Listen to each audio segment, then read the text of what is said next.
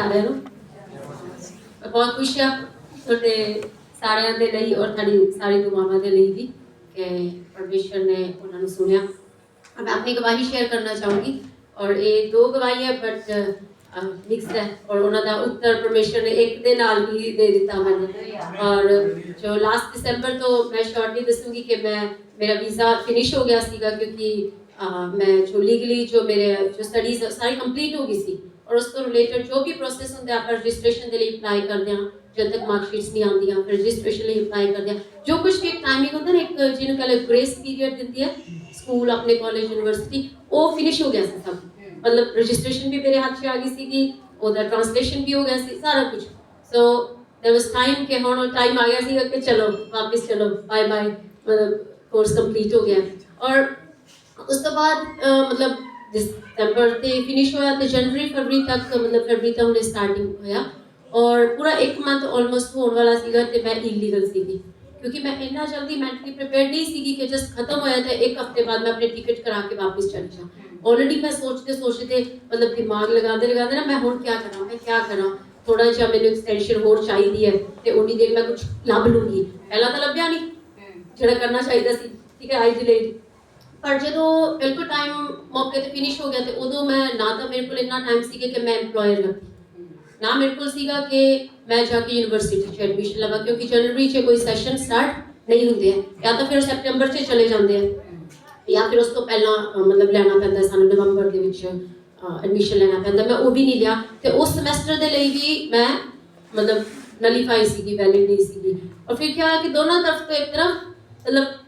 ना कि मैंने ना एम्प्लॉयर मिले इन्नी जल्दी उन्हें पूरे मंथ 1 मंथ के विच और ना ही मैंने कॉलेज के वालों किसी ने रिस्पॉन्स दिता तो एप्लीकेशन लगाई मैं बट मिल नहीं गया सी कोई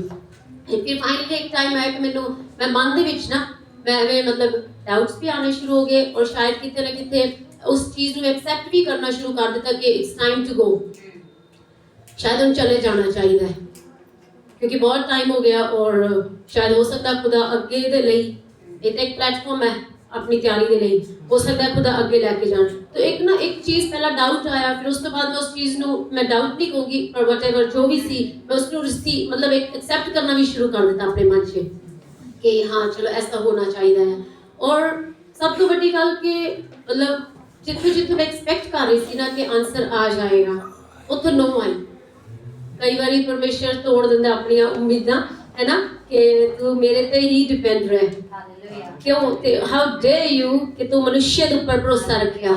हाउ डेयर यू कि तू अपने मनी के ऊपर अपने कॉन्टेक्स्ट के ऊपर तू भरोसा रखिया तो वो उम्मीद मेरी टूट गई सी आज हुण ते मैं खड़ी होकर प्रेस कर रही उस टाइम दा बहुत रोई मैं पर आज प्रेस कर रही क्योंकि ਉਹਦੇ ਪਿੱਛੇ ਜਦੋਂ ਰੈਵਲੇਸ਼ਨ खुदा ने जाहिर किया कि गल वो नहीं सीगी कि तेनू डिसअपॉइंट करना या फिर तेनू निराश करना पर गल वो सीगी कि हाउ डेयर उत्थे लिखिया है कि कौन है वो श्रापित ने वो जो मनुखा के ऊपर भरोसा रखते हैं श्रापित ने जो वो अपने पैसों के ऊपर भरोसा रखते हैं मेरा सीगा कितने ना कितने ठीक है तो फिर मैंने कर्ज होने तो बचा लिया खुदा ने मेरा भरोसा तो तोड़िया और कर्ज होने तो बचा लिया और हुण मैं अपनी गवाही ते आऊँगी ठीक है ये सारा तो मेरा personal see what I was going through ते उसके बाद क्या होया मैं ना मेरे को कोई काम नहीं सीगा ते मैं क्लीनिंग का ही काम करती थी या फिर जिवें स्टूडेंट्स को जो मर्जी मिल जाए आप कर देने मैं आई डोंट माइंड ठीक है कि 4 घंटे 5 घंटे जितना भी है मैनू जो भी काम है मैं कर देंदी सी तो उस दिन क्या होया मतलब हुण इलीगल है तो ना मेरा मतलब स्टूडेंट पास भी वो कर देंदे हैं पिछों मतलब लोग कर देते हैं और यूनिवर्सिटी वाले और बसेस भी हमें मैं डर के काम गई ठीक है और मैं पहले दस दूँ कि वो मेरी एक फ्रेंड का काम सीगा मेरा नहीं सी मैं तो अपने वाले पे जा रही थी तो उन्हें पूछा कि एक दिन दे लई दीदी मेरे वाले काम पे चले जाओगे क्लीनिंग का ही सीगा और डिश वॉशिंग सीगी क्योंकि वो मतलब वो कुछ इतना बिजनेस कर दिया केटरिंग का ठीक है तो वो रमन पास्टर के घर के कोल है मैं उत्थे चली गई विदाउट नोइंग कि ये कोई पर्पज है खुदा का मैंने नहीं पता मैं तो वैसे जा रही थी मैं रमन के घर के कोल मैं गई भी इन्होंने को एक बार मिल तो मैंने खुशी जी थी कि उत्थे नज़दीक है तो मतलब मैं जाया करूँगी और एक दिन ही गई मैं एक और दूसरे दिन गई तो जो उत्थों दे जो है जो एम्प्लॉयर्स मतलब जिथे काम कर तो मैं अपना कर रही सी क्लीनिंग कोई भी नहीं सीगा ना मैं कर दिता तो थोड़ी देर बाद उन्होंने हसबैंड आए मतलब उन्होंने कोल तां कीज़ हुंदियां गेट खोलिया उन्होंने लई न्यूज़ सी ना मैं दस्सिया कि मतलब मेरी थोड़ी वाइफ नाल गल हुई है सो आई स्टार्टेड क्लीनिंग हियर ਤੇ ਮੈਂ ਆਪਣੀ ਫਰੈਂਡ ਦੀ ਥਾਂ ਤੇ ਆਈ ਹਾਂ। ਉਹਨੇ ਕੁਝ ਨਹੀਂ ਕਿਹਾ और चलो थोड़ी जी गलबात करने लगी, कहते मिस बी क्या नाम है, व्हाट डू यू डू, क्या करते हो। मैं कहा भी I am student, I just finished के मैं अपनी नर्सिंग कंप्लीट की थी, रजिस्ट्रेशन है। चलो जस्ट ब्रीफ कहूँ भी मैं मैंने कोई मतलब दिल टुटा सी ना मेरा कि मैं मतलब इलीगल हाँ, मैं चले जाना है, थोड़ा जिहा पैसा मिलूंगी है ना। मैं अपना मस्ती नाल पोचा लगा रही थी ना, मैं नहीं देखा ਉਹਦੇ ਵੱਲ, मैं जस्ट बिन देखे ਐਵੇਂ मतलब sir I just passed my graduation ਤੇ ਮੈਂ ਉਹ ਵੀ ਬਿਨਾਂ ਦੇਖੇ ਆਈ ਕੰਟੈਕਟ ਤੇ ਮੈਂ ਮੈਸੇਜ ਕੀਤਾ ਤੇ ਫਿਰ मतलब थोड़ी देर बाद वो ਉਹਨੇ ਮੈਨੂੰ ਕਿਹਾ ਕਿ Priyanka I want you to introduce to somebody ਕਿ मैं ਕਿਸੇ ਨਾਲ ਨਾ ਤੁਹਾਨੂੰ ਇੰਟਰੋਡਿਊਸ ਕਰਾਉਣਾ ਚਾਹਨਾ। ਮੈਂ ਕਿਹਾ ਓਕੇ ਤੇ मैं अपने कपड़े वाल भी मैं कहा आज मैं कोई चक्कर नहीं। मैं कहा क्या होएगा भी होर कोई ज़्यादा तो ज़्यादा एवं ही होंगे भी वो एक जना होर आएगा तो कह दूंगा भी एदा भी घर क्लीन करना, मैं वो भी कह दूंगी हाँ। मैं यही एक्सपैक्ट किया मैं दिल से, मैं कहा यार मैं कहा कि नो वरीज ते वो ना किसी ने लैके आए ओदी बेटी और वो आप सी के मतलब फादर ते डॉटर सी के दोनों जने सेपरेट सी के वो आए ते उन्होंने घर आके ना मतलब बैठे थोड़ी देर ਤੇ ਗੱਲਬਾਤ ਕਰ ਰਹੇ ਸੀ ਤੇ ਫਿਰ ਸਰ ਨੇ ਜਿਹੜੇ ਜਿਨ੍ਹਾਂ ਦਾ ਮੈਂ ਕੰਮ ਕਰ ਸੀ ਉਹਨਾਂ ਨੇ ਮੈਨੂੰ ਬੁਲਾਇਆ ਆਵਾਜ਼ ਮਾਰ ਕੇ, ਕਹਿੰਦੇ ਪ੍ਰਿਯੰਕਾ ਕਮ ਹੀਅਰ ਹੈ ਨਾ, ਤੇ ਮੈਨੂੰ ਇੰਟਰੋਡਿਊਸ ਕਰਾਇਆ। ਕਹਿੰਦੇ she is from India, her name is Priyanka, she just recently graduated ਵੀ ਉੱਥੋਂ ਇਹਨੇ ਗ੍ਰੈਜੂਏਸ਼ਨ ਕੀਤੀ ਹੈ, ਨਰਸਿੰਗ ਫਿਨਿਸ਼ ਕੀਤੀ ਹੈ, ਆਪਣਾ ਰਜਿਸਟ੍ਰੇਸ਼ਨ ਹੋਈ ਹੈ ਇਹਦੀ and she is looking for work ਹੈ ਨਾ। ਤੇ ਉਹਦੇ ਨਾਲ ਇੰਟਰੋਡਿਊਸ ਕਰਾਇਆ। ਉਹ ਕਿਸੇ ਮਤਲਬ ਜਿਵੇਂ ਨਰਸਿੰਗ ਹੋਮਸ ਹੁੰਦੇ ਆ ਨਾ ਵੱਡੇ ਇੱਥੋਂ ਦਾ ਮਤੇਰੀਆ ਔਰ ਕਾਫੀ ਵੱਡੇ ਵੱਡੇ ਉਹਨਾਂ ਦੀ ਬ੍ਰਾਂਚ ਦੀ ਮਸੂਲੇ ਉਦੋਂ ਦਾ ਡਾਇਰੈਕਟਰ ਸੀ ਉਹ ਡਾਇਰੈਕਟਰ ਮੈਂ ਨਹੀਂ ਸੋਚਿਆ ਸੀ ਕਿ ਇਸ मतलब एटीट्यूड के नाल डायरेक्टर मिला, पर फिर भी चलो मैं मेरा मतलब मैं हाथ भी एवं मतलब हैंडशेक भी करन तो मैं डरी कि मतलब एक हाथ से पोचा आया तो मैं मतलब मेरे ख्याल है ना मतलब मैं डर डर के मैं मतलब अपना इंट्रोडक्शन दे दिता। उन्हें जस्ट मैंने इन्ना पूछा कहते दैट्स गुड, कहते भी जे मैं तेन किसी तो मिलवावा, कहते वुड यू लाइक है ना मतलब भी कॉफी ते मिलवावा तेन किसी नाल ते तू गल करूँगी शी इज मिस मारीना ते एवें करके उन्होंने नाम दसिया, कहती वो नर्सिंग होम के इंचार्ज है and she is looking for the staff है ना। मैंने फिर मैं कहूँ आज मैं कुछ नहीं सोचा, कुछ नहीं, मैं सिर्फ इतना सोच के गई थी कि इस तो बाद काम खत्म होने तो बाद मैं थोड़ी देर रमन पास्टर, ये मेरा प्लान थी उस दिन, मैं रमन पास्टर के घर जाऊँगी, थोड़ा बहुत गल करूँगी, खाऊँगी, बस लेके वापस आ जाऊँगी, ठीक है, इतना ही सीगा और कुछ नहीं, क्योंकि मेरा मन टुटा, मेरा माइंड कितने नहीं जा रहा सीगा कितने भी। और जो इस तरीके मतलब सडनली उन्होंने अथॉरिटीज़ तो मुलाकात हुई उत्थे जिन्हों मैं नहीं जानती और सिर्फ एक दिन के लिए मैं आई सी उसके घर मतलब अपने जो फ्रेंड है उहदा काम कर एक दिन लिए आई सी कि चलो प्रोसेस इतना स्टार्ट हुआ। उन्होंने मेरा मतलब नंबर ले लिया, खुद ही नंबर ले लिया, मैं नहीं दिता क्योंकि मैं तो मैनू क्या पता कौन कौन है, तो सिर्फ थोड़ी देर लिए आए उस तो बाद वो चले गए। तो ਉਹਦੀ ਵਾਈਫ ਬਾਅਦ ਚੋਈ ਉਹਦੀ ਦੱਸੀ ਕਹਿੰਦੇ ਵਾਈ ਡਿਡ ਦੇ ਕਮ, ਕਹਿੰਦੀ ਨੋ ਪਲਾਨਿੰਗ, ਕਹਿੰਦੀ ਦੇ ਆਰ ਓਲਡ ਫਰੈਂਡਸ, ਕਹਿੰਦੀ ਮੇਰੇ ਹਸਬੈਂਡ ਦੇ ਫਰੈਂਡ ਹੈ ਬਟ ਬਹੁਤ ਪੁਰਾਣੇ ਫਰੈਂਡ ਹੈ, ਦੇ ਡੋਂਟ ਕਮ, ਕਹਿੰਦੀ ਵੀ ਉਹ ਕਦੇ ਮਤਲਬ ਅਸੀਂ ਰੀਸੈਂਟਲੀ ਇੰਨਾ ਮਤਲਬ ਕਾਫੀ ਮੰਥ ਹੋ ਗਏ ਅਸੀਂ ਨਾ ਮਿਲੇ ਨਾ ਸਾਡੀ ਗੱਲਬਾਤ ਹੋਈ, ਕਹਿੰਦੇ ਆਈ ਬਿਲੀਵ, ਕਹਿੰਦੇ it was appointed for you Priyanka. ਉਹਨੇ ਸਾਫ਼ ਕਿਹਾ ਕਿ ਉਹ ਬਿਲੀਵਰ ਹੈ, ਠੀਕ ਹੈ, ਕਹਿੰਦੀ she is I think Priyanka ਕਹਿੰਦੀ ਇਟਸ ਅਪਾਇੰਟਡ ਫॉर ਯੂ, ਕਹਿੰਦੇ ਵੀ ਜੋ ਮੇਰੇ ਹਸਬੈਂਡ ਹੈ ਨਾ ਉਹਨਾਂ ਦੇ ਬਹੁਤ ਖਾਸ ਫਰੈਂਡਸ ਨੇ ਪਰ ਅਸੀਂ इदा नहीं घरे नहीं मिलते कदे भी नैवर, कहते और जो मैं ना होवां तो कोई भी नहीं आता ना, कहते बट जस्ट कम 5 मिनट्स ते मेरे सामने की गल ना, उन्होंने कोई कॉफी टी कुछ नहीं लिया, सिर्फ 5 मिनट बैठे जिवें मतलब कि कोई दूत मतलब कोई डिवाइन हैल्पर से वांगू आए होंगे, गल की और चले गए। उस तो बाद रेगुलरली उन्होंने मतलब मैं फिर भी डाउट के मैं होना में चंगा लगता कि चलो इंट्रोडक्शन तो हो गई हुण चंगा लगता मैं वारी फोन करा कि हाँ जी मैं वो कुड़ी है ना, मैं नहीं किया, मैं तो नंबर भी नहीं लिया और ना मैं ਉਹਦੇ थ्रू किया। फिर मैनू मतलब मैसेजेस आए खुद ਦੇ ਉਹਨਾਂ ਦੇ जो इंचार्ज ਸੀ ਉਹਨਾਂ ਦੇ मैसेजेस आए कि ਤੁਸੀਂ मतलब ट्रायल ਦੇ ਲਈ ਆ ਸਕਦੇ ਹੋ। डायरेक्ट ਪੁੱਛਿਆ ਉਹਨਾਂ ਨੇ ਮੈਨੂੰ ट्रायल ਤੇ ਆਉਣ ਦੇ ਲਈ ਕਿ 3 ਦਿਨਾਂ ਦੇ ਲਈ ट्रायल ਸੀਗਾ और उस दौरान मैं ਤੁਹਾਨੂੰ ਸਭ ਨੂੰ ਵੀ ਕਿਹਾ ਕਿ मतलब प्रार्थना ਚ ਰੱਖਣਾ, ਮੈਨੂੰ कुछ नहीं मतलब पता। पास्टर जॉनी ने भी मैं काफ़ी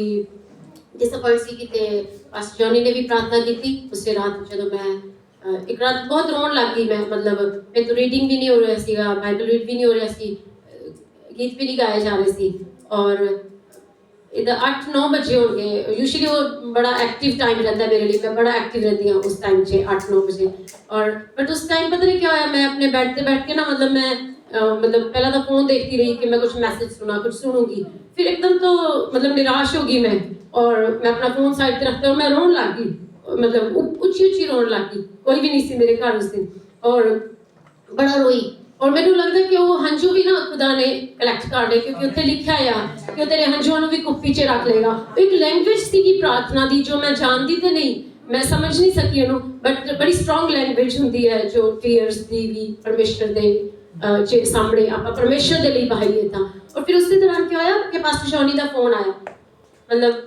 जस्ट रेंडमली पास्टर जी का फोन आया, और मैं क्या कि मतलब मैं दसिया कि I am going through this, के मेरा ट्रायल है, मैंने नहीं पता ट्रायल कैसा जाएगा, और आई एम नॉट रेडी, मैं जानती भी नहीं है इन्होंने लोगों को। और पास्टर जी ने फिर चलो हारून पास्टर को मतलब फटाफट कॉल लगाई, और उन्होंने दोनों ने मिलकर एक ब्रेक थ्रू दी, एक कह लो कि एक छुटकारे दे वांगू ना एक ब्रेक थ्रू की प्रार्थना उन्होंने मेरे लिए की थी। और मैं देख सकती पास्टर हारून भी बड़े उस दिन बिजी सी, मैंने आवाज़ सुनाई दे रही थी कि वर्शिप की प्रैक्टिस कर रही थी, बट उन्होंने ज़्यादा गल नहीं सुनी, सीधा डायरेक्ट कहते लेट्स प्रे, तो उन्होंने प्रार्थना करनी शुरू कर दी। प्रार्थना की थी just hardly 5-10 minute, 5 to 8 minute की प्रार्थना होगी, उस तो बाद सारी गल खत्म हो गई है। दूसरे दिन मैं मतलब चली गई सी इस प्रार्थना को रिसीव करके, मैं ट्रायल देन चली गई सी। और जब ट्रायल दिता तो मतलब हुण हुंदा ना जब अंडर प्रैशर कोई काम कर देना गलत हो जाता है। उस दिन ना मेरे तो आईवी लग गया, जो लगाते हैं ना नीडल, उन्हें मैंने कहा आईवी मेरे तो नहीं लग गया है ना, और अक्सर हो जाता है कभी, पर उस टाइम पे मतलब फेलियर्स हो जाना, तो मैं तो इदा होगी। फिर उन्होंने मेरे तो मतलब दूसरा कुछ करना चाहे कि मतलब पेशेंट लिफ्टिंग लैके चेयर के ऊपर रखना, तो मैं क्या वो तो हम पार्ट करना पेगा ना, तो वो भी चलो मैं लग देख के करा, बट आई वाज सैटिस्फाइड, तो मैंने नहीं लग्या कि वो भी सैटिस्फाइड होंगे। पर फिर चलो नेक्स्ट 8 घंटे जिमें तिवें निकल गए डर दे मारे। और दूसरे दिन का जो ट्रायल सी ना, तो उस दिन उन्होंने सारे वो जो मेन ऑफिसर सीगे और जो इंचार्ज सीगी वो भी आई, तो उन्होंने पता नहीं मैंने कहा कहते Priyanka we like you are so kind, है ना। काइंडनेस के बेस पे सिलेक्शन मतलब है ना। फिर उन्होंने मेरे स्पेशल मैसेज भी किया मेरे को हाले तक है, और मैं शायद हमेशा रखूंगी जब मेरा फोन सही रहा था। और उसके उन्होंने साफ लिखा कहते we like your work also, है ना, कहते वी लाइक के मतलब एक पेशेंट के नाल जेंटल है, you are very you are not in a hurry, you are not, तो मतलब ऐसी चीज जो मैं नहीं नोट की ना, कहते हो कि भी वो चीज़ां तो बखरियां कदे गलतियां हो जाती हैं, बट मेनली कि उन्होंने मेरे सैकेंड डे ते जो कि मेरे लिए बहुत ही इंपॉसिबल सी, अपने सारे के लिए इंपॉसिबल होंगे कि ट्रायल्स दे विच सैकेंड डे के ऊपर अपन इन्फॉर्मेशन मिल जानी, तो उन्होंने आके मैंने कंफर्म कर दिता। और प्लस उन्होंने मैंने पूछा कि would you like to continue, कहते आज तो ही मतलब तेरे ट्रायल्स इज ओके, कहते वी एक्सेप्ट यू, कहते भी तेरे ते छाड़ देता हम, यू लाइक हियर, तो कहते भी तू कंटिन्यू करूंगी, वी विल पे, कहते भी ऐसी पे भी करांगे and plus we will make, कहते वी विल एम्प्लॉय यू। और मैं ना हैरान हुई कि मतलब एम्प्लॉयमेंट की मैं नहीं सोची सीगी, मैं सोचा सीगा कि चलो काम मिल गया और बाद जो देखूंगी एम्प्लॉयमेंट की, बट खुदा ने ऐसा जरिया बनाया ना कि मैं हैरान होगी। और वही अच्छे मतलब मैं थोड़े नाल जो गवाही करन दा जो मेन कह लो पर्पस है ना, वो आई है कि कई बारी जो कुछ नहीं भी है ना, तो टीयर्स की लैंग्वेज भी खुदा दे नाल गल करती है, और वो वध के देना चाहता है, वध के। और फिर उसके बाद एम्प्लॉयमेंट के लिए भी उन्होंने मैंने हाँ की थी, और वो भी उन्होंने ही पूछा, और बहुत खुदा देख सकते कि सारा कुछ एक डिवाइन अरेंजमेंट के दौरान सीगा। और यही इम्पार्ट करना चाहूँगी कि जो मैं सेंटमेंट रिसीव किया और तुहाडे लिए भी ऐसे हो जाए कि ऐसे डिवाइन हेल्पर्स आ जाना, तुसी भी हैरान हो जाओ साडी लाइफ में। So thank you everyone.